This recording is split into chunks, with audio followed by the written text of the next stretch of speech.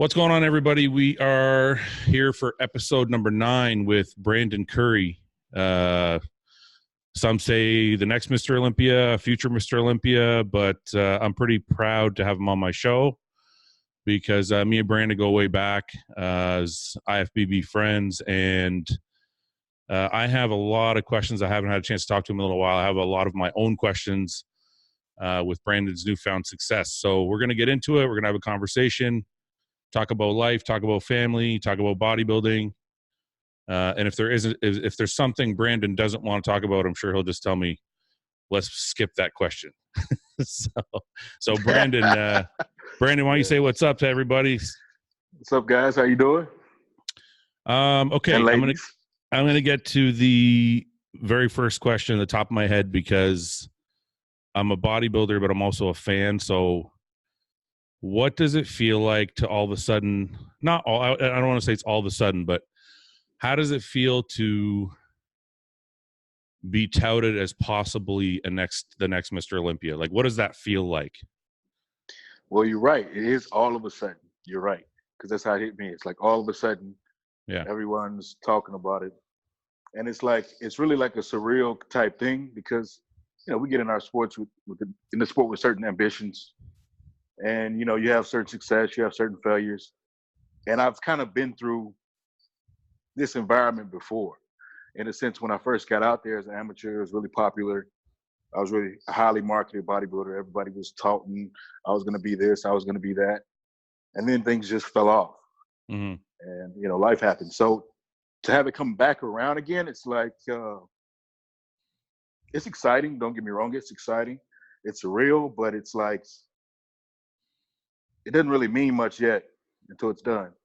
But I mean, talk about, listen, we're on the same, we're not on the same level. You're at the top now, but we're both doing this profession. So I know how it feels to stand in a lineup and be in the last call out. And I know how it feels to stand in a lineup and be in the first call out.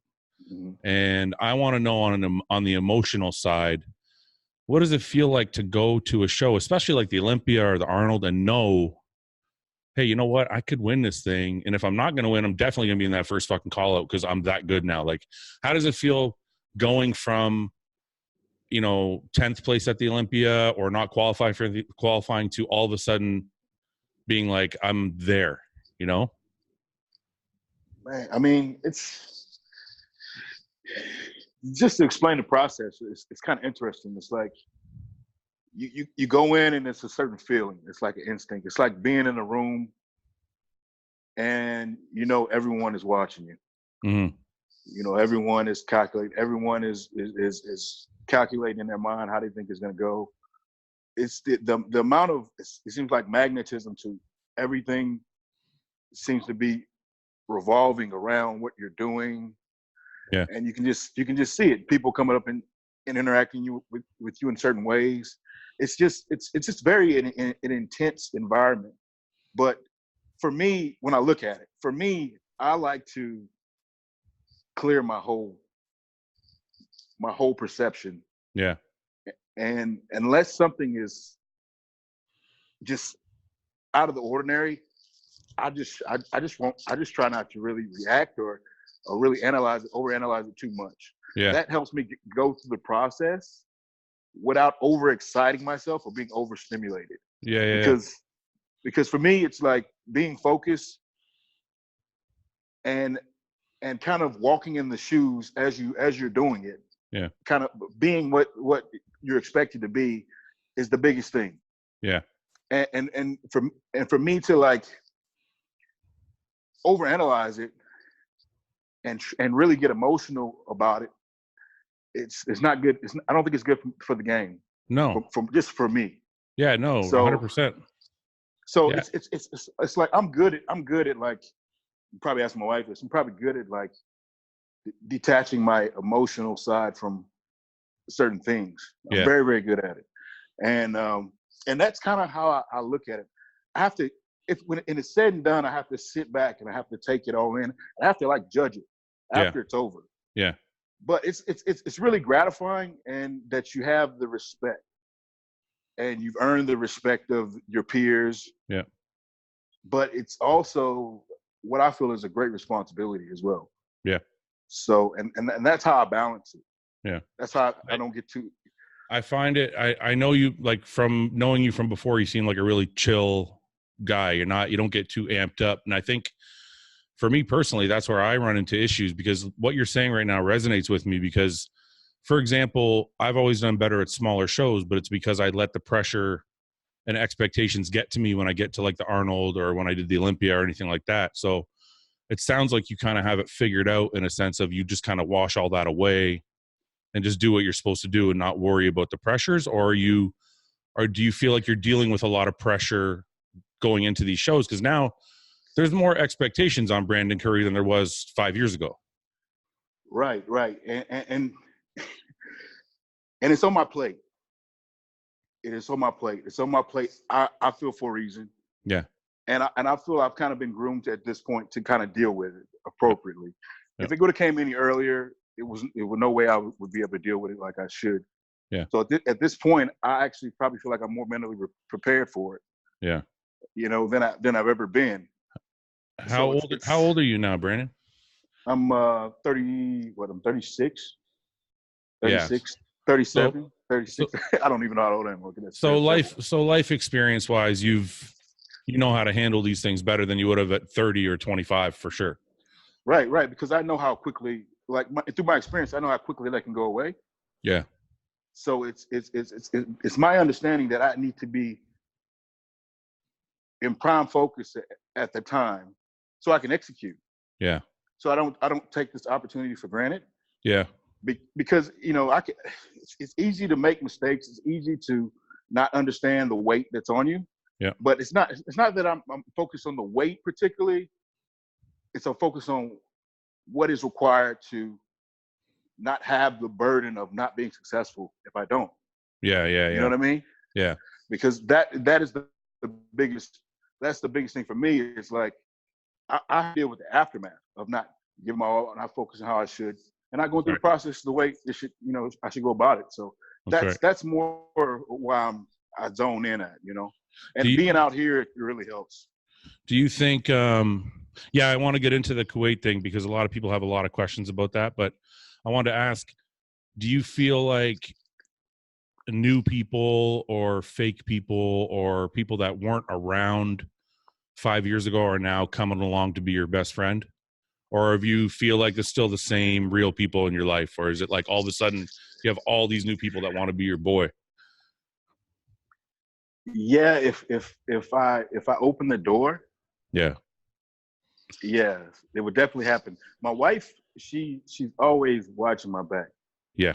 And she basically, she's like the mother bear in a sense when it comes to, she don't never want to see me get taken advantage of. Mm-hmm. So, if I'm thinking something in the back of my head, chances are I'm going to hear it out of her mouth.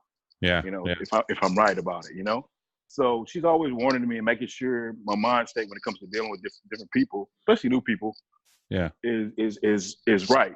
She wants to understand that I'm processing and handling it right. So I'm not getting myself in too deep or giving somebody some expectations. I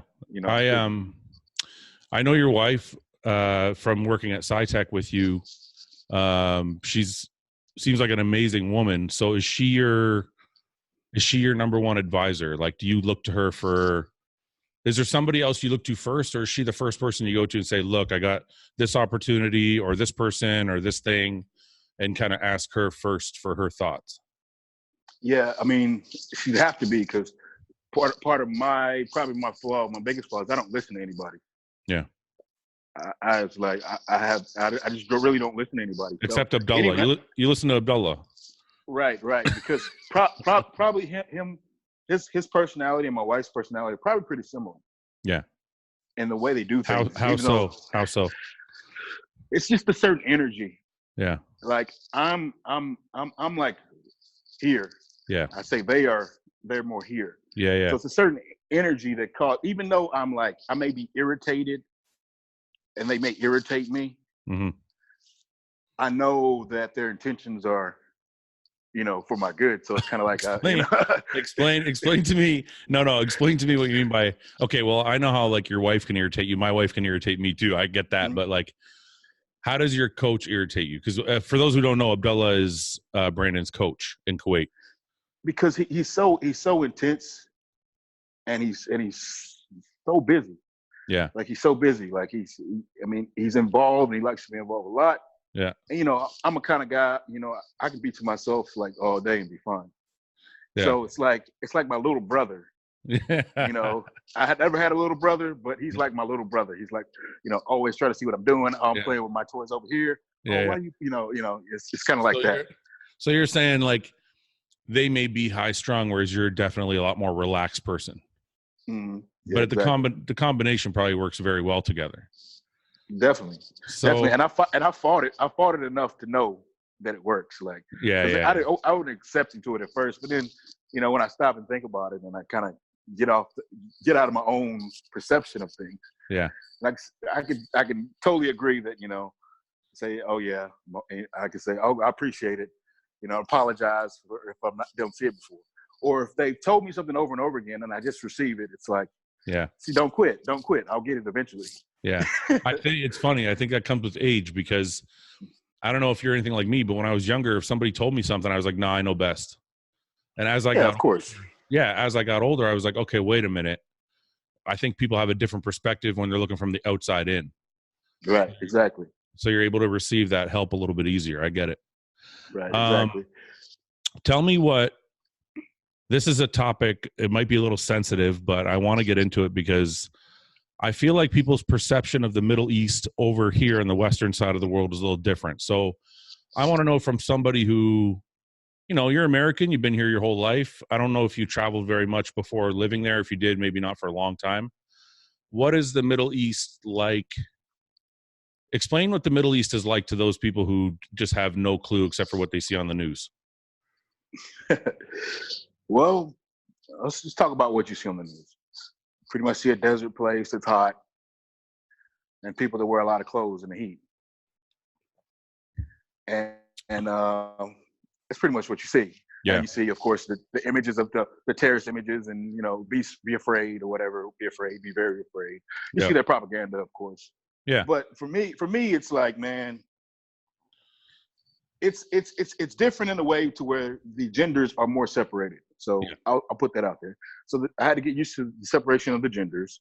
Mm-hmm. But when you run in a circle full of guys, it's like a pack, Yeah. It's like a group of brothers, and they like to do everything together. Yeah. So it's like a community. Even the gym itself is becoming a community where, I speak to literally almost everybody in there that I see every day. Yeah. And I get to know, and I've gotten to know a lot of different people, and it's like everybody's cheering you on, rooting for you. Yeah. So it's like really, really supportive here. And the thing about it is, people don't party here as much because it's not like a drinking culture. Yeah. But they do get out and they invite you to, big basically feast. Yeah. Where you just eat a lot of food. That's what we do. We don't drink, we eat. Right. And they just hang out and just demolish a lot of food. Yeah. And just relax. So, and it's normally just all men. Yeah. And I guess the women hang together. So yeah. It's cool. But as far as the culture, everything here is influenced by American culture. So yeah. Of course, they love food. So you have all the restaurants. I have 3 different cheesecake factories, for example. Yeah. Yeah. And of course, people are here like to shop and spend money. Is it weird for you? Is the separation of genders, like, I know you're married, so you're not trying to like pick up chicks or anything, but just like the fact that like, if you go to the gym, it's all guys, or if you go to someplace, is that weird for you? Like, it was very weird for me. And there used to be some ladies that actually worked in the cafe in the gym. Yeah. And then it's all guys now, but I used to just be refreshed by going down and just speaking to the ladies. Yeah. Yeah. It wasn't like my type or anything. It wasn't like that, but it's just like, the women around. It's like, wow. Yeah, of course. So it was just like a refreshing interaction, because you can go a little, cuckoo around guys all the time if you're me. I didn't have any brothers. Yeah. So sometimes sometimes I used to feel obligated to do everything with the guys. Yeah. And if I don't feel like it now, I'm just like, no, I'm good. I just want to chill by myself, because sometimes I want to be by myself. See, that's sorry, go ahead. No, go ahead. No, that's one of the questions I had, because one of the things I heard about Kuwait was And you can dispel any of these myths if you want or whatever. I'm not trying to talk bad about it. This is stuff I heard. So I heard that when you're there, you kind of like always have to do everything together, and you're always with the guys, and it's like always like that. So you've reached a point now where you've been there so long, they kind of just let you do your thing. Yeah, they let me do my thing, or I've met different friends, Yeah. so I can do stuff with different people. Or if I just feel like they're like, you want to go do this with us? I'm like, nah, I'm good, and I just won't go. And they don't care. No. Okay. Sorry, that's a misconception, because the stories I've heard are you have to do everything together all the time, or else they don't want you there. Nah, I mean, maybe if you haven't earned any, I don't know what you call it. Maybe if you haven't earned the respect or the trust or whatever yet, because there's guys that get here and I've seen some guys, amateur guys, come here, and just kind of ruin the opportunity because you think they come here for the least amount of access, but you can get food delivered to your place. Yeah, you don't have to go anywhere. It's all kind of things you can get into.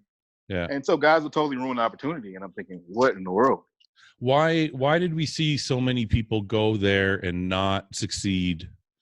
And how did you capitalize? Like, you've capitalized on it more than anybody. I think you and Roelly. I mean, Roelly was already on his way up, but he faded for a little while, and then there was a resurgence after going there. But you and Roelly, I think, have made the best of your opportunities. So why have you capitalized on it where others couldn't? Well, it's like I'm giving up something, in a sense. Like, I'm sacrificing something to be here. Yeah. So in my state, it's like I'm not gonna waste my time. Yeah. Because if I come here, take away this time away from my family on things that I would like to do, yeah, places I would like to be, doing things that that everyday normalcy, to come here, I'm not gonna waste my time and slack and not do things I'm supposed to do. Yeah. It's just I have to take advantage of it. And I think some guys can get here and they can get depressed. Yeah. And they can they can feel like, I mean, I've seen it like 2 weeks in. It's like a 2-weekend mark where guys come here and really? they almost want to say we want to go home. Really? Yeah. Because it's just it's just such a constant bodybuilding oriented environment. It's so many things are, you analyze literally like every freaking day. So they think they want to be bodybuilders, and they get there and they're like, fuck this, I want to live my normal life. Right. And then you got a coach that's gonna bust your ass. Really? He's gonna and if you show weakness, he's not afraid. He's not afraid to make you feel like you're a baby. So is it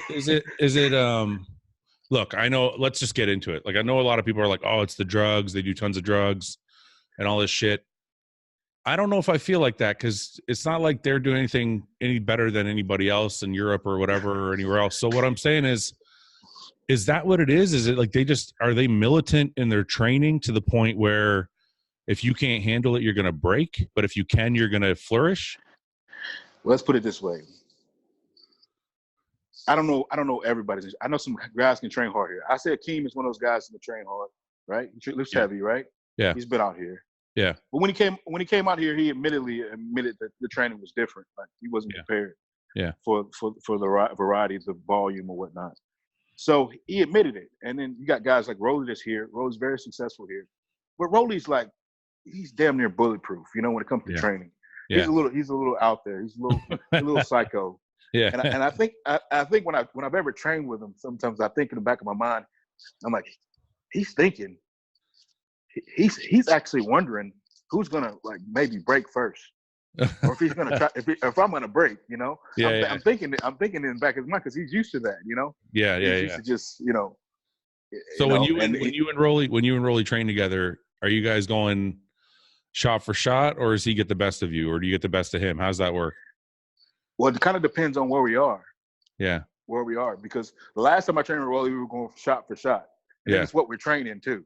Oh, okay. So certain things I'll be better at than him, and certain things he'll be better at than me. Like what? Like we train hamstrings and glutes at one point in Pittsburgh together the last, and we're going shot for shot there. You know, I think he was kind of like, dang, he's keeping up with me, you know, and I could feel it. You know, it's competitive, and we just finally kind of tapped out together. Yeah, So yeah, that's enough. yeah. And then we train chest. Now, Roelly is a pretty strong presser, but he's not like absolutely strong. But what he is in pressing is he can keep the stamina. So Oh, he can okay. he can keep his intensity going a long duration. So where in the beginning of the workout, I'm just like, okay, you know, I'm like, man, I'm strong, I'm really good. Towards the end of the workout, I'm just like, okay, this is just enough. Like, this is, you know, Still going. yeah, this is enough. And then one thing I know about Roelly is he's one thing I learned about it was training shoulders with him. Now, when it comes to press and overhead, it's not nothing stupid. But when it comes to like lateral style raises, I'm just like, really? Why? Really? Like, because he lacking lateral raises. It's like heavy. This is heavy lateral raises. Like it's like nothing. Like how much weight? Just say with the volume that we're doing and the how deep we are into the workout. Yeah. When you freaking, you know, do some cable laterals, put it in. He keeps moving the stack down here. Like, what the fuck? Yeah. Like it's like, yeah. That's the thing. That's the thing. It's like he doesn't, you know, his level of performance. It doesn't really break down. Yeah. Throughout the workout, he can train for a long time. Like he'll train for. Not that I want to keep talking about Roelly because I want to talk more about what's going on. But how does he do it? Why is he? Because I've heard this from other people. Why is Roelly so like? You just have crazy endurance, or what is it? I just think he can block. He has a block. Like he just goes somewhere else, and he just goes. Yeah. Wow. Because that's how we describe it. You know, he just kind of goes somewhere. And, you know, I've seen him have good days and bad days, but he just kind of goes somewhere. And he's, like I said, training with Roelly is going to be intense. You know, in the beginning, you're going to feel like, okay, this is cool. Yeah.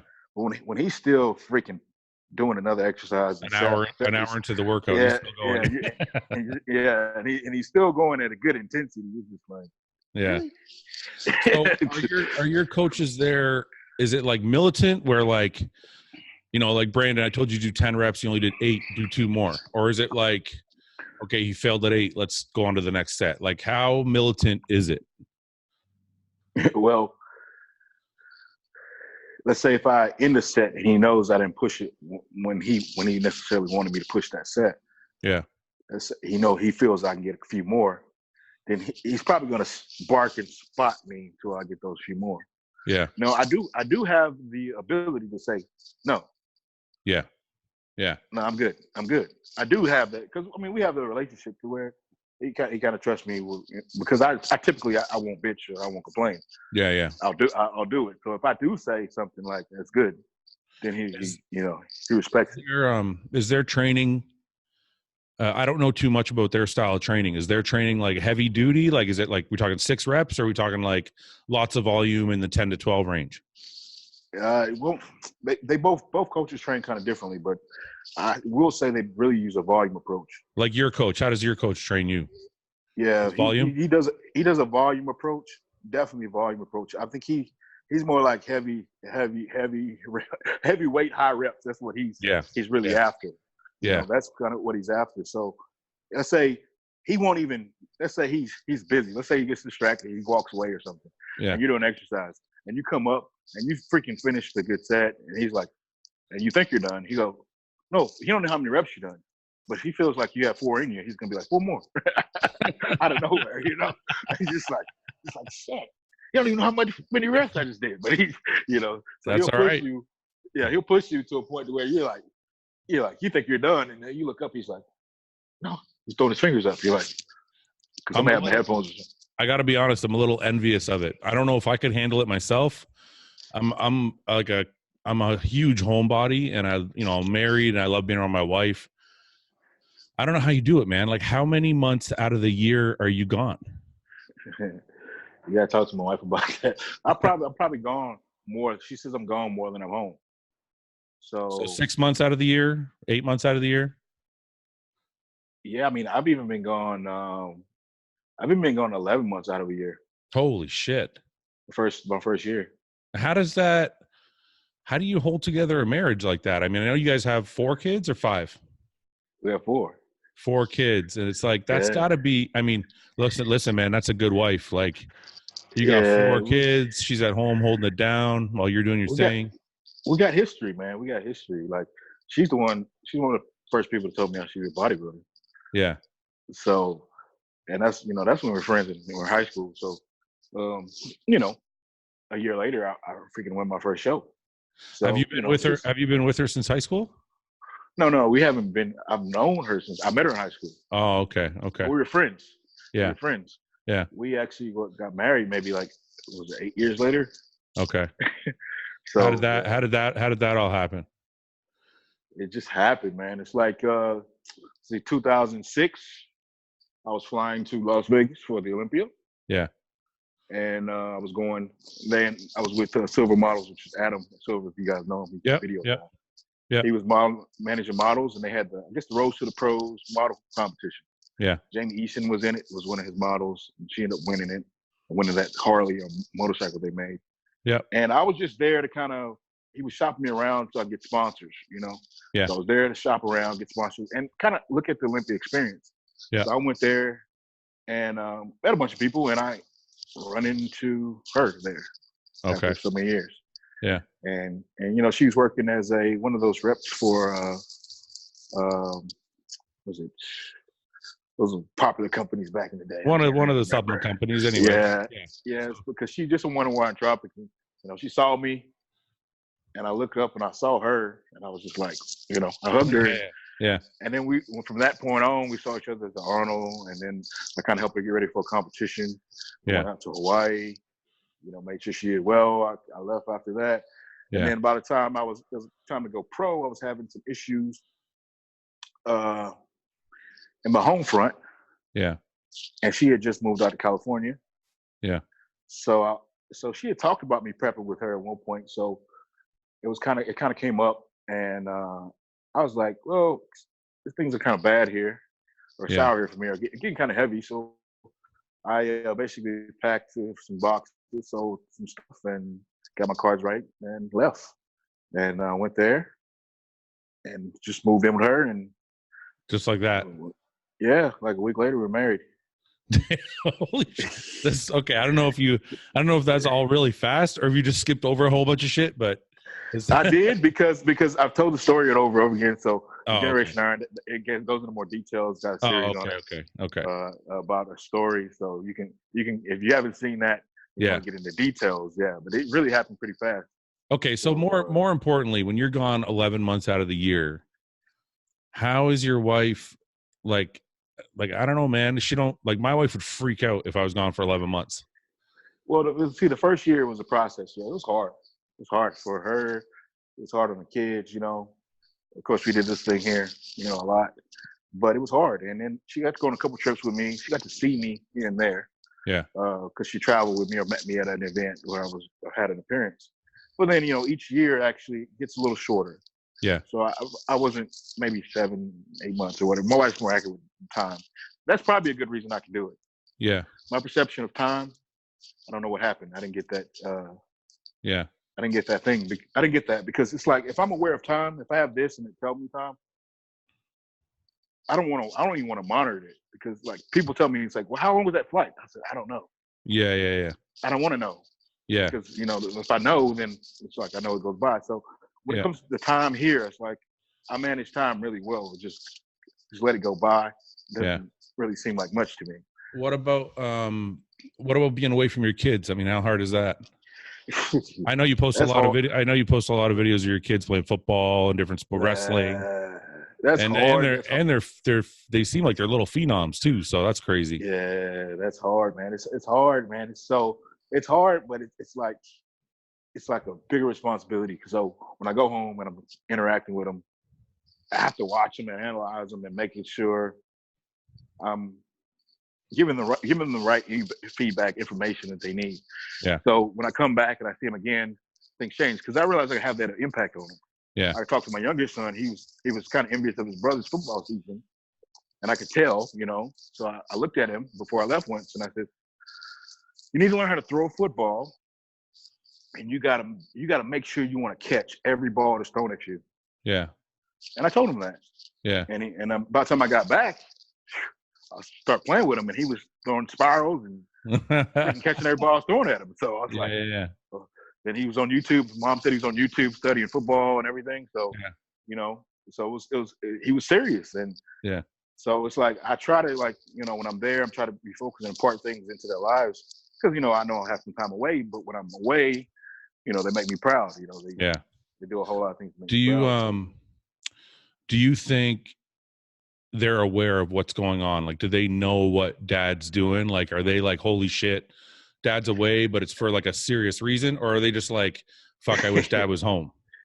They weren't aware as much until the Arnold. They came to the show. This first show, like, they've already been to. Yeah. They weren't babies or something like that. Yeah, yeah. So they all got to see, like, the fruits of my labor. So, you know, and they understand, like, they kind of got a grip on, you know, this is what daddy does. This is how daddy makes money. This is how he can do the things we do for you guys. You know, They kind of got a grip on that. My wife does good with kind of educating them on that. So, but do they understand the gravity? Like, I'm not trying to make you feel more pressure, but do they understand the gravity of what you're doing? Like, do they understand that, like, dad could be the greatest bodybuilder on earth? Like, that's a big deal, man.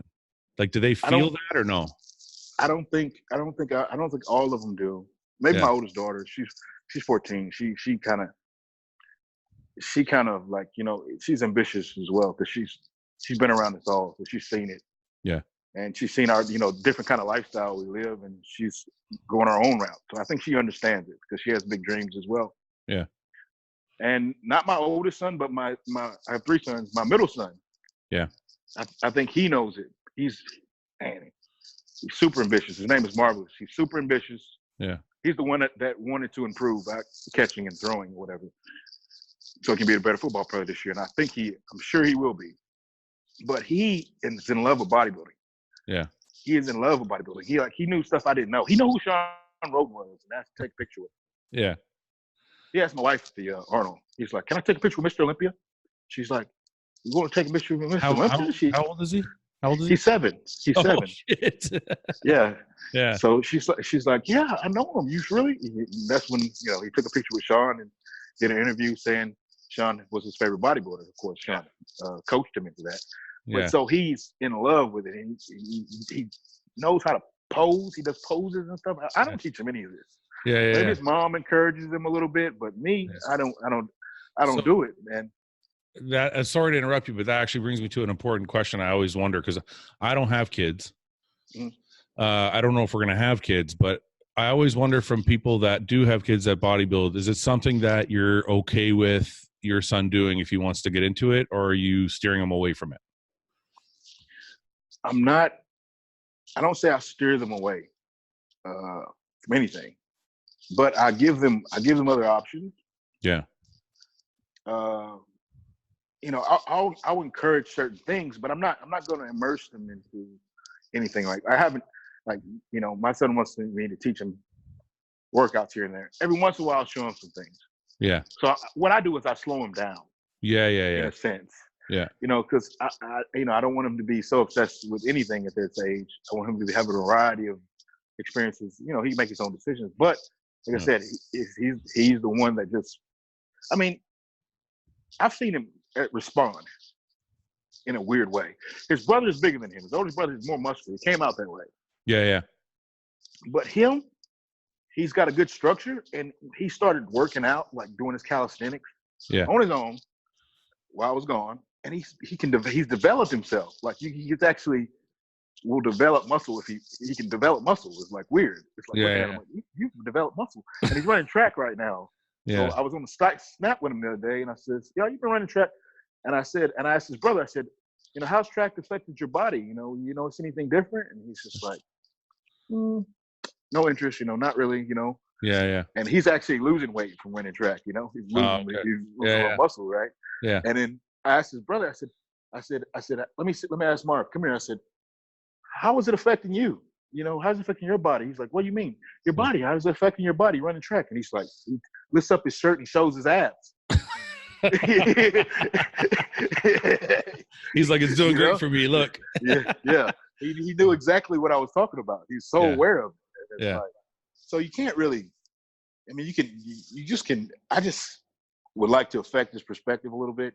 Yeah. I'm not going to, if I see that, you know, it's all he wants to do, then of course I'm gonna have to step in and give him advice. Yeah. But you know, for me right now, it's not that serious. It's kind of cool. Yeah. And my wife, she loves it. She's just like, thinks it's the greatest thing ever. Yeah. But me, it's just like, you know, it's a responsibility that I'm not ready for quite yet.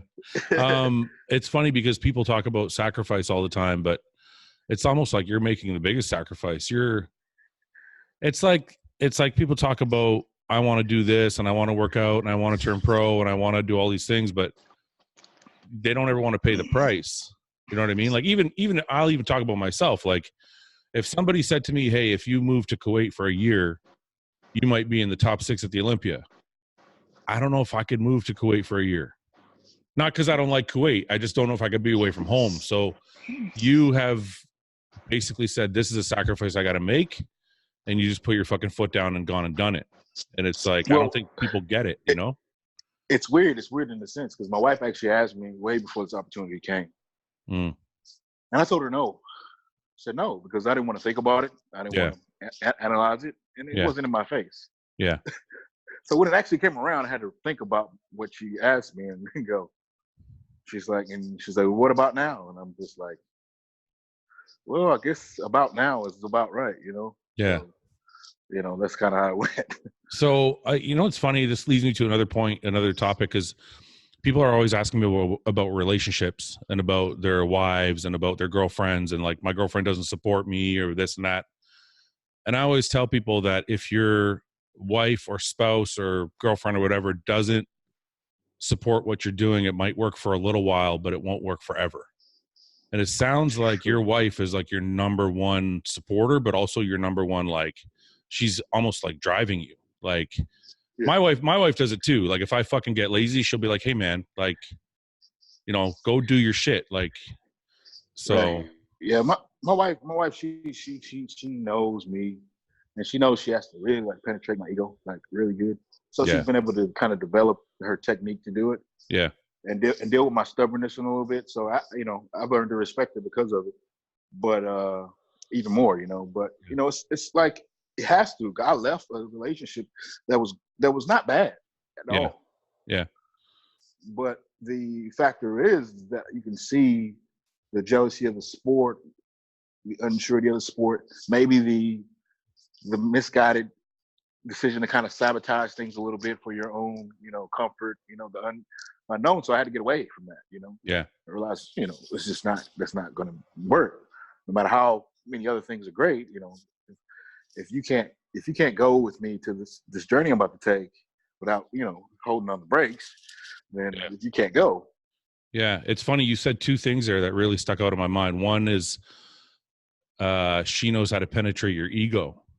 I think that's a fucking really, really good line, because I just always say, well, I'm stubborn. My wife knows how to get to me, but it's actually exactly what she's doing is she's knows how to manipulate the ego so she can actually fucking get through the rock hard stubbornness that we have. Right. It's really, really interesting. So she is, would you say, for those people out there that are like, you know, wondering about relationships and things like that, because the other thing you said that,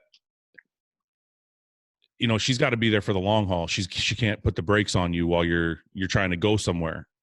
Because I know there are relationships where people are like, well, you can compete, but only compete once a year, you know, because I can't handle if you do 2 shows or like shit like that. But what you're saying to people basically is, if this person's going to go on a journey with you, they almost have to add fuel to the fire instead of trying to like put it out.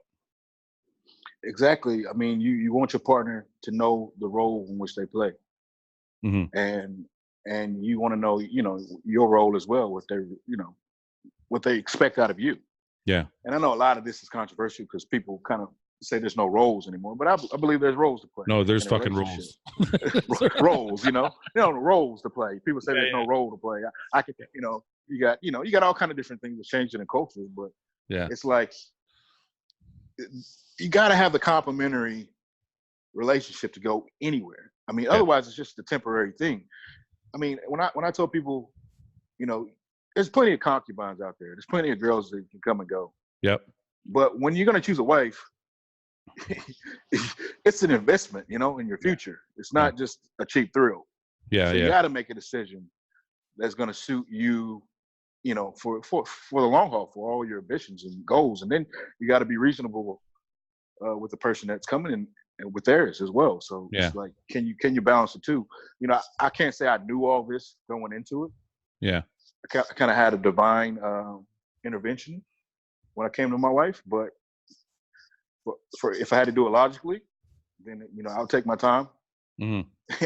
And you got to test people. People got to be tested because you don't know who a person really is until they're tested.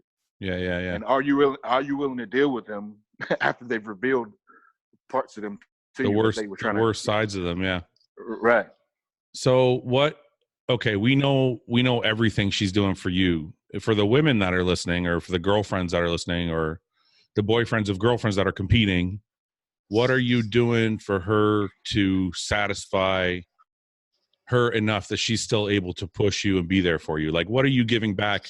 I mean, obviously there's the financial aspect. You're taking care of the home and you're playing that role, which I believe in roles too. So that's cool. But you're playing the role of like breadwinner and whatever and all that. And you're out there, right? But what are you doing for her at home that makes her feel comfortable enough to let you go be you? Well, I don't think I could ever really do enough, because I don't think life is always an imbalance in life. No matter how much we try to balance it, it's always going to imbalance itself. Yeah. It's not perfect. Yeah. So I don't think I could ever do enough. But what I do is I want to stay true to my wife, number one. So I want to make sure that she can really trust me with this responsibility I'm taking. Because all women are insecure. Yeah.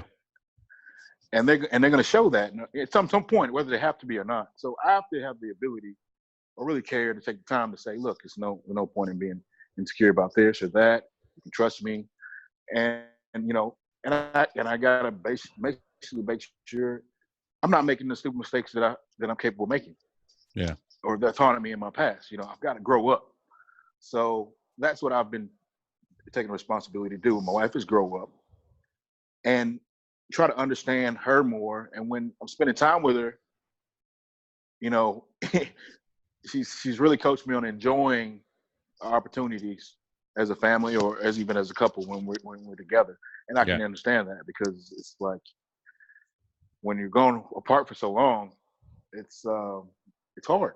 But we can be creative from far away. We're a couple. We're married, and we've had 4 kids. That's an interesting way to put it. You can be creative. Yes, yeah. We can be very creative. So you got to do something, because I'm a man, of course, and and it's just you got to do something. She respects that. So. Yeah. Okay, so I want to get into some bodybuilding stuff, because I know people that are listening are still bodybuilding fans. So what was the main difference in the dramatic change in your physique? Because you always had an amazing physique. It just all of a sudden got 20 pounds heavier. And if I had to guess, I would say they were stuffing you with a lot more food. Yeah, and initially that was the case. They was stuffing me with a lot more food. Being here, I was able to really sleep more and recover a little bit more. And then also he took an approach with my diet that what I would say was conservative. Because when you always missing the mark, you think, I just got to suffer more. I just got to do this more. I got to restrict this more. I got to do that more. Yeah. And here it was more like, no, I'll feed you and make you do more. Yeah. I'll get your carbs as high as you can tolerate them. Yeah. And then we'll start to see if we can start to bring you in condition without really dropping them very rapidly at all. Oh, I see. So when you're overeating and you feel miserable and you're doing your cardio at the beginning of a prep, just to stimulate your appetite so you feel like eating. Yeah. Yeah. And then you continue that on. And, you know, he drops a little carbs there. You're still fed, but you're relieved, Yeah. you know, that you're not eating as much. Yeah. And then soon enough, you know, you realize, well, these meals are coming in easier, of course, but I'm not really hungry. Yeah. So wait a minute. I want to back you up for 1 second. Cause listen, I did this thing with about 4,000 people. It was like a trainer that I put online, and a lot of them didn't grasp the fact, because look, most people don't eat enough. So I just adjusted their calories for maintenance, and they would start eating and they'd be like, man, I'm stuffed all the time. So would you say that your coach's theory was, let's go really, really high with the carbs, even if you're like overstuffed, and then your body will adjust to that? Yeah, it will adjust to that. We will force you to kind of use it. He'd push me in the gym, and then, like I said, we'd add cardio, which I never really did cardio when I was trying to actually put on muscle. Yeah. And even at this prep, last prep, we started out with the cardio higher. And what we tend to do is the cardio is higher at the beginning, and he just starts to drop it. So wait a minute, let's parse this out. So are we talking off season or prep right now? Like, is it like a lot of times I'm doing everything together. Oh, okay. So I don't really have like a true off season. Maybe this point I've had what we consider a true off season. Let's go back to where you put all the size on. So you must have came there and been like, okay, we're gonna do an off season first. What's 3? 3 what? 3 months. 3 months of what? I was here 3 months before I did my first show. Yeah, I know, but what was your intake like? Like, what did they feed you? And that's when it was high. It was kind of like, you're gonna put on some weight. Yeah. But we're going to drop down. So let's put it this way, man. I was eating. We do everything by weight. So let's say weight, grams, and carbs. Yeah. I mean, you're talking like 3,700 weight grams and carbs, close to 4,000 weight grams and carbs. When we're trying to put that in. Yeah. And the protein pretty much stayed generally the same. Yeah. Which is around, typically it ranged from 220 to 350. So your protein wasn't that high. Meaning weight grams per meal. Oh, so what is that in macro numbers? Do you know? We don't do macro numbers. We do everything by weight grams per meal. So we just swap out the sources. So typically my carbohydrate sources are potatoes, whether it's sweet or regular, and then you have rice. So my total weight grams of carbs, by scale, maybe over 3,500 or something like that. You know. So potatoes and rice are your main sources. Yes. So the sources may change throughout where they are in the day, or we may remove a source. Yeah. But they're pretty much the same. Do you do any oatmeal or anything like that, or no? No. Do you think that contributes to? Okay, I know rice and potatoes digest really well for me. So, do you think eating that many carbs, that's why your waist? I mean, you naturally have a smaller waist anyway, but do you think that's why you've been able to keep it down? I mean, it's kind of hard to tell. And then my waist did grow actually a little bit, but the reason for it was training oriented. Oh, okay. Not diet oriented. Yeah. So and then I had to step back from my weighted ab training. Yeah. And my waist got smaller. I see. So I did have a gestation because we didn't really know what was going on, but when we figured I was just muscle. Yeah. I was building muscle there. So did you what about the fat? So you're doing a ton of carbs, you're not doing a ton of protein, but a good amount. Mm-hmm. What was your fats like? Do they do fats or no? Fats are reserved for refeeds or cheat meals. Oh, okay. So they're just doing predominantly carbs and protein as your diet. Yeah, very, very lean, very, very lean, light, lean diet. No, not a lot of fat, basically. I mean, unless they're saying if they want to increase the fat intake in my daily intake, maybe a little bit more salmon or steak, you know? So straight from food. No, you're not adding like peanut butter and shit like that. No. Well, in maybe in the off season. Yeah. Maybe in the off season when I'm trying to gain, we may have like a peanut butter and jelly sandwich or something before going to bed.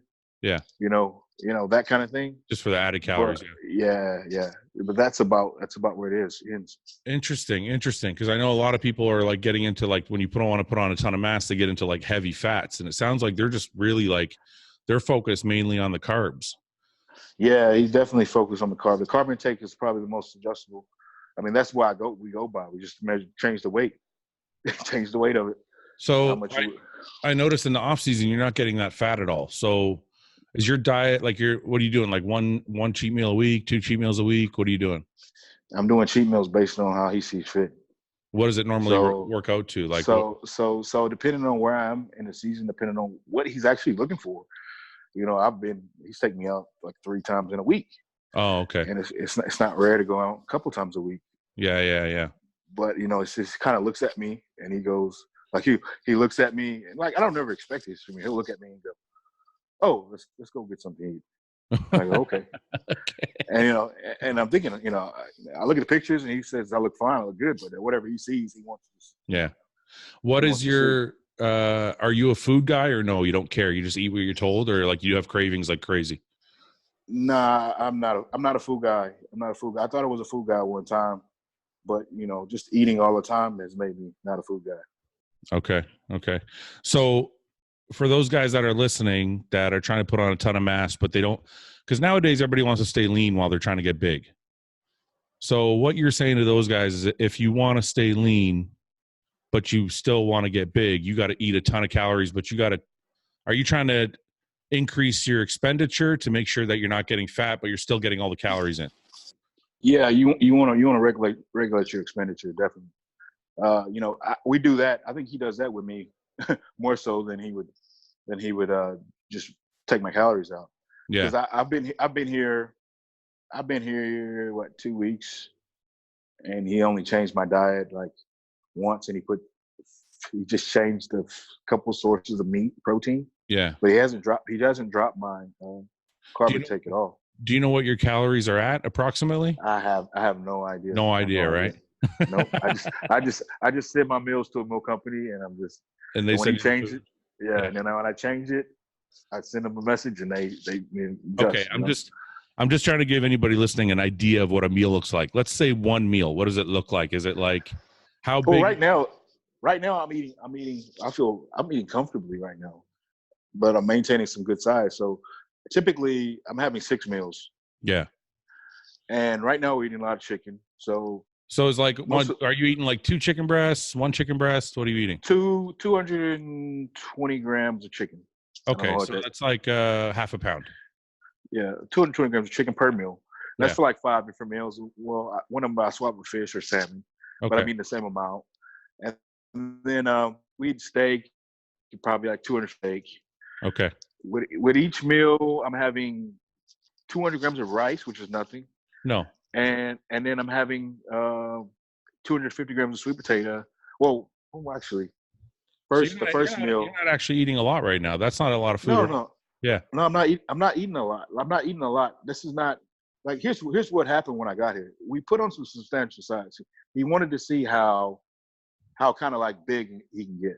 Yeah. And he got me big to the point to where it's like you question whether you're going to be able to put on your socks. and then, I like that. Yeah, that's the kind of big I like. Yeah. So he put me, and I was like, "Damn, this is miserable." But he pushed the limits because he didn't really know, where I was going to go. Then when we got back, he started to adjust. He's like, "Well, he says, I don't really need you that big." Yeah.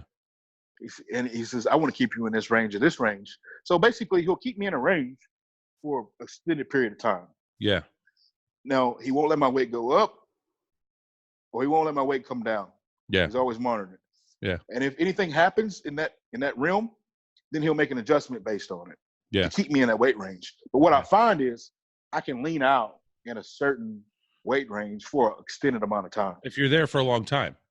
Yeah, but and not lose any like a lot of muscle, but just get leaner. Yeah. And that's the process that we've been pretty much doing here. Keep me in a weight range, and I'll just get leaner at that weight range as he makes his adjustments. It's funny because I tell people, they message me or even clients I have, and they'll be like, "Well, I'm plateaued at this weight," and I'm like, "It's okay. You're eating a ton of calories. You're in a surplus. Let your body grow into that weight." I think that's lost on people. They think that your weight is constantly supposed to just keep going up, but you can't gain muscle at that rate. No. We pushed it that way. Like I said, we pushed it that way. He wanted to see how heavy he can get me like that. Yeah. He experiments a lot. So he wanted to test that out. Yeah. But what he found is he's like, well, it wasn't it wasn't worth the reward. Yeah. All the weight gain wasn't worth the reward for his. What he found is if he just kind of stabilizes me for an extended period of time, then I'll just kind of adjust to that weight. Yep. And get more condition at it. Yeah. And then he finds a new window once he thinks that's not going to go anywhere anymore, or I'm not getting more progress. So it's just. What are you going on stage at nowadays? Well, let's see. At the Arnold this year, I was light. Okay. I was light as I've been in a few shows. I was only 245. What's light? What is it? What is it? 245. 245. So I was on like 245. At the Olympia, before that, I was like 250. So I came down because we needed the conditioning for the Arnold. We know the Arnold wanted the conditioning. Yeah. And really we didn't have a goal of weight. We didn't have one goal whatsoever. He said, I don't care what you weigh. He said, we're just gonna pull you down. What ends up happening is though, I'm always ready around 3 weeks out or so. Yeah. So then it's like this balancing act. Okay, you're there. Yeah. We don't want you to go any further. Let kind of have just basically have a great time. Yeah, you got to sit there and hold it for 3 weeks. Yeah. Right. So I'm eating cheat meals like whenever is necessary. So, oh, really? Yeah. So it's actually the end of prep is not too bad. Yeah. And so then I'm doing less cardio. So what do you expect to go on at the Olympia? Are you going to be heavier or? I'm going to be heavier. I have to be. Yeah. Because it's like right now I'm heavier and I'm leaner. Yeah. I mean, I've been this weight, but I've never been this lean at this weight. What's your weight right now? I'm like 275. Holy shit. Give or take. So I've never been this lean at this weight. Yeah. So I fluctuate typically like maybe 3 pounds or so. Yeah. To that in the back. Yeah. But yeah, I've never been this lean here. So he's saying he wants to keep me around this range for a little bit and just see what happens. So what do you think you can win the Olympia this year? Yeah, sure. Seriously, like have you seriously sat down and thought like if Phil comes back or if Phil doesn't come back or if Roden or whatever, like do you think you can win? Bro, as soon as the Arnold happened, well, even before the Arnold was done, I felt like, okay, I can win the Olympia. Because my whole point of going to do the Arnold was to set up the momentum for the Olympia. Yeah. So I said, if I go in and I take the Arnold, then I'm going to have to be talked about as one front runners for the Olympia. So let's start the campaign in March, and then we'll take it all the way. So I have no doubt in my mind. The other thing that I think caused more buzz too is that Pittsburgh guest posing. People were and that's funny, bro. That's funny. I know it doesn't. I mean, we both know like guest posing's guest posing, but still, like when people saw you come out, they were like, "Fuck, he can fucking win." Like that's what a lot of people would say to me. They're like, and I know you're right. Like I know what you're thinking. Like if guest posing, whatever. But like, people are still judging, man. People are still judging. Yeah, it's funny. It's funny, man. It's funny. It's very funny. So I'm glad I didn't eat like ridiculous. So when I came off my diet or nothing. Yeah. And I was sensible because I'm glad I did that because, like I said, I wasn't, I just didn't in my mind. It was my first time. So I didn't really in my mind think about how much of a big deal that has. Yeah. In just what the big deal that has in the industry as far as people emotional feelings about what's going to happen, I think that does. I think that one does just because Jim Mannion has all the best guys come, so people are judging because you guys are all together, right? So they can say, "Oh fuck, okay, look at Brandon next to Dexter, next to Sean." Even though it doesn't really matter, it matters it matters in public opinion. Let's put it that way. Right. And that's what I guess I didn't really take it into account. So, I was there and it's just the feedback has been kind of crazy in that sense now. Yeah. Even being there, it's just, man, it's just, I don't know. It's when you walk in a path and, just walking a path, Yeah. And you don't really know what time you're going to get there, but, I'm just patient enough to take my time. Yeah. And whenever I get there, I get there, So, I think it's close. So it's an amazing journey so far, man. I love watching it unfold, but Let me ask. I think I have a couple questions here from some fans, and I don't want to keep you forever because it's been like an hour. So let me just ask you a couple questions online here. Well, you don't track time, so I guess you don't know. But let me see here. So this one kid really wanted me to ask you this. Okay, so he says, in the off season, when you put on too much fat, can it affect your muscle growth? So basically, I want to reword it just for my purposes, just because I feel like people are really scared to gain weight. Do you think you can get too fat in the off season, or are you like just fucking eat and grow and don't worry about it? I think you can get too fat, but it has something to do with your insulin resistance. Okay. And if it's not good, then it's going to make it harder for you to grow muscle. You can get bigger, but as far as muscle, without that insulin sensitivity, you're not going to put on as much muscle as you need to. So do you think? Do you think in the off season? I know guys do mini cuts. I don't really agree with mini cuts, but do you think it's better in the off season to maybe cycle your carbs to keep yourself a little bit more sensitive, or how do you do it to keep yourself more carb sensitive? Okay, there's a couple strategies. You can cycle your carbs, of course, that's one. You say you don't like mini cuts, but every once in a while you can maybe drop your calories for a certain period of window. Yeah. Some people even like maybe fast, Yeah. Some people like that kind of stuff. Yeah. But sometimes you can just do some cardio. Yeah. Sometimes you can do that. But really it's not about not gaining fat. Yeah. Because you want to gain some fat. It's necessary. Yeah. It's just about knowing when enough is enough. Yeah. That's all. And you only really learn that about your body from experience. So if you haven't gained a excessive amount of weight, then don't be fat phobic. Yeah. So you're saying it's okay to be a little chubby, just don't get fat as fuck. Like, don't let it get out of hand.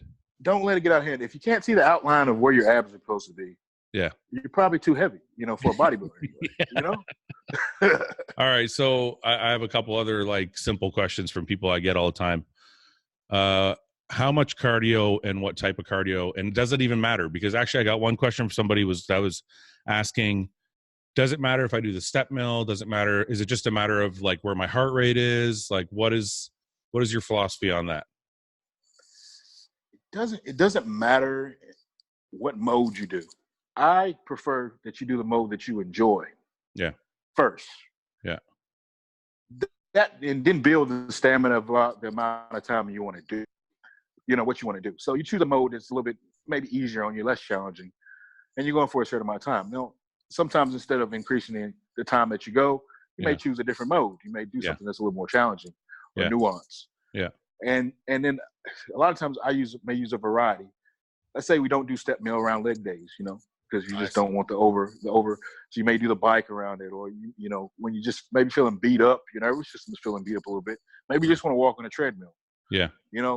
So it's just kind of depending on what you have available, what you enjoy, and how you want to really challenge yourself and how you challenge yourself in other areas. Where is this cardio going to cross over and affect you in other areas if you do a certain way?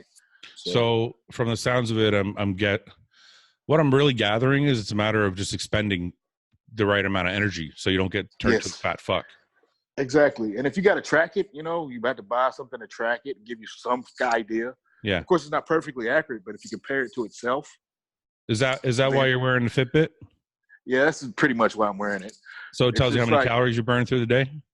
Yeah, if I pretty much, look at the trends, then it gives me an idea of what's going on. It's not totally accurate, but if I'm wearing it all the time, it's got to be giving me trends based on my daily activity. It doesn't have to be accurate. So what is it? Sorry to interrupt you. I'm actually intrigued by that. So tell me what the process is. So let's say you're eating, let's just assume for hypothetical reasons, you're eating 5,000 calories a day. When you're tracking your Fitbit, are you trying to like reach somewhere close to that number so you're not in too much of a surplus, or what is your goal with the Fitbit? No, this is only for me analyzing what I don't understand. So I won't even pay attention to it. Yeah. But if I have a drop in weight or something or increase in weight and I want to know why, And then I go back and look at these trends that have been happening on a daily basis. Yeah.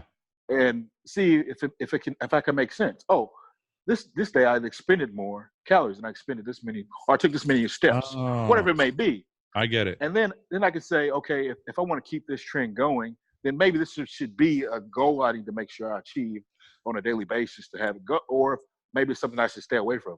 So what you're saying is, like, let's say you wanted to lose weight and you came down a couple pounds, you'll look at it and you'll say, oh, I burned more calories this day, so I need to be at that number all the time. Yes. So you're using it as a guide, really. It's a guide. Yes. It's like, yeah. It's really about, some of it is, of course we exercise, but some of it is about not being lazy. It's basically the stuff that you do unconsciously. Yeah. So if I've been sitting down watching TV a little bit too long and I see that my needs have been bad over the past few days and I've gained some weight, then it's like consciously I need to make a decision to get off my ass. And you're watching too much TV. Yeah. Yeah. Cool. Because I'm doing the same exercising and stuff pretty much daily. Yeah. Maybe a leg day will be more intense. You got to take things into account like that. But you can generally have data, so you can kind of, make trends. Yeah. Are you guys? So actually, I have a question. What do you guys do after the Olympia? Is there a tour you go on, or do you come home after the Olympia? It depends on the promoters, bro. It depends on the promoters. I don't think there's a tour after the Olympia this year that I know of. Yeah. There's some shows. I'll do some guest posing. Yeah. I think I think today we're talking about doing a UK tour. Yeah. With MD. Yeah. After the Olympia, so that may be in the works. So look out for that. And some more guest appearances to go to Hawaii as well, and I'll be at the Romania show as well. So maybe Korea. We'll see. So I'll be traveling a little bit. Okay. Pretty much it. I don't want to keep you, man. I know we've been on for a long time. I want to ask you if you have anything any message you want to send out to people to help them, or if there's anything you want to promote on your end. Well, my definition of bodybuilding has always been bodybuilding is just a journey of self-discovery. Now, you can apply that to a lot of things. But I tell people, basically, the more you learn about yourself, or the more honest you are with yourself, your strengths, your weaknesses, the better you can be a bodybuilder, the better you can approach it. Because, you have a lot of people that can make you think this, or they just want to be nice, they don't want to hurt your feelings. But if you're truly honest with yourself, you know the things that you need to do to get better. Yeah. You know where you lack. Yeah. If you choose to ignore those and be ignorant to those things, that's going to stop your progress. So we're all our worst enemy in a sense.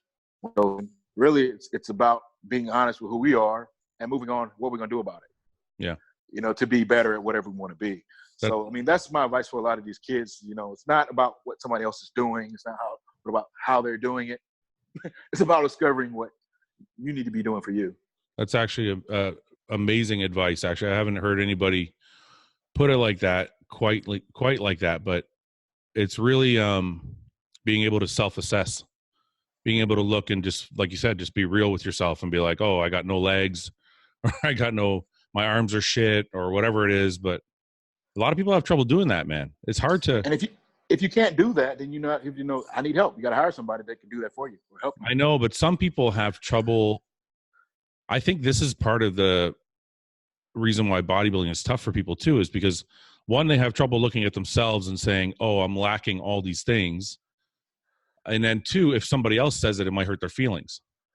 Right. So what you're saying is you just have to kind of fucking man up and be, You need thick skin. You need maturity. You just need to mature. I mean, this whole process of bodybuilding as a career is all about maturing. So, that's just the process. There's a quote I always use. I don't know if I came up with it, but I always say, we're not just building bodies, we're building character. And do you feel that in your journey as a bodybuilder, from the muscle aspect, from being small to being big, to going through overcoming obstacles, to going through adversity, do you feel like you're a completely different person than you were 15 years ago or 10 years ago? If I wasn't, that'd be a sad thing. I know, but listen, everybody grows.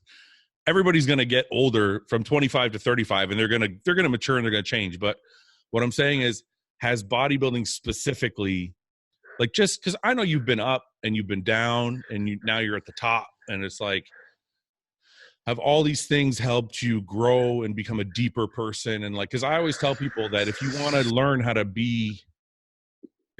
a lot about yourself, go do a couple bodybuilding shows. So I feel like if you've done it for a career for 10 or 20 years or whatever, you probably fucking know a lot about who you are, and you've probably grown a lot.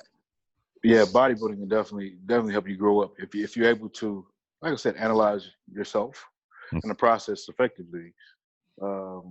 And that's why some people reach limits that they can't go by, and they have every tool that they need to do what they need to do. But we've seen a lot of even some champions that, of course, could have been better. Yeah. If they would have, just done certain things in that nature. So I think, everybody has their own timing when they reach these epiphanies in life. But bodybuilding can definitely bring those scenarios out in you. Yeah. In your life, and put them in your face to where you're either going to point the finger or you're going to just look inside and say, okay, this is me. Yeah, 100%. Okay, man, I want to wrap it up because I know you probably have a lot to do, but is there anything you want to promote, or how can people get a hold of you, or anything you want to say before we go? Well, you can always get to me on Instagram. My Instagram page is Brandon_Curry. And I have a Brandon Curry All Access YouTube channel. It's linked to on my Instagram page. I haven't started any content for this prep, but we will be in the next few weeks. When I get back on the ground here, we'll be doing some training things, focusing on what I'm doing in the gym, and trying to give you guys an idea of what the environment is in the gym here at Oxygen. So you can follow me on that channel if you're not already following me. I see a lot of people have been following me, so they're expecting me to put content up here soon. Yeah. So I appreciate you guys. And so we're going to do that. And like I said, I'm going to take you into this Olympia experience. I know a lot of people behind me. I appreciate everybody that's behind me, from my sponsors to my family to, Battle Would Die, Abdullah, the whole gang, SciTech, and of course, SciTech. But they've, everybody that's behind me. It's been great. Munch Meals, they make my food. Eat Smart, make my food. I got Nutrition Factory. I can get anything I need from there. So it's been great. It's been great to be a part of these teams and building their team. I have my own doll coming out. If you haven't seen those dolls, you have your own what? Called doll. Your own dog? Doll. Oh, the doll. Oh, the doll. Yeah. I know Luke got one. I saw Luke's. I saw Luke's. Yeah. He called it an action figure, but it's more a doll to me. Yeah. I got a doll. I think it's Iron Idols. You can check that out. It'll be out soon. Okay. So I got my own doll, which is interesting. So I have one request for you before we go. Can you do me a favor and do more stories outside the gym when you're there? I'm gonna it's hard. Yeah, I'm gonna try. But the problem with me is I'm like a private person. I know. And my life is monotonous and boring here. Yeah. So I don't think it's gonna be that interesting. I know what you're saying. Listen, I know what you're saying. Okay, but look, I'm Lebanese by I was born. My heritage is Lebanese, even though I was born in Canada, and I haven't been back. I've been to Dubai once, and all that, but I'm interested. Like, I want to. I don't care where you're at. I don't care if you're just going for dinner, but and I'm pretty sure if I'm interested, probably other bodybuilding fans are interested too, because I think there's there's this huge mystique behind Kuwait and what it is, and man, even if you hang out the phone out the side of a window and just show people that, look, man, there's a downtown, there's buildings and shit, I got to do that. I was just downtown the other day. I thought, man, I should have pulled my phone out. Yeah. Because every once in a while we sporadically do things. Sometimes we're not on my own agenda. Yeah. But yes, I took my walk down to Battle Would Die's restaurant down here. So where my steaks from, which is kind of cool. And the temperature out here gets ridiculous, of course, Yeah. But it's I'll do that. I'll do that a little bit more when I'm out and about, because it's like when I be the ambassador for the Middle East. Show the rest of the world that we're pretty normal people too. Yeah, and you haven't been to Lebanon, but Beirut I went this year, and it's awesome. Did you really? Yeah, it's awesome, man. Man, I People heard were it's great. It was great. it's just a fucking party there, like nonstop. Yeah, bro, it's a party city, man. It's a cool place, man. Very cool place. Yeah, one day I'm gonna you go. do have to go there. You do have One to go day. there. One day. It's One a day. vacation spot, apparently. So Yeah, me and my wife are talking about possibly going. We're just waiting for the right time. yeah, cool. But anyway, Brandon, I appreciate the time, man. I really, really, really appreciate it because I know you probably got tons of people asking you to do interviews and shit. I do, but I leave Kuwait today, so you like my last one before I'll be in America for a little bit, and I'll be back. Then I'll be back. All right, man. Well, I really appreciate it, and I wish you the best of luck. I'm rooting for you at the Olympia, man. I hope good things come your way, man. Thank you very much. Appreciate it, brother. All right, man. All right.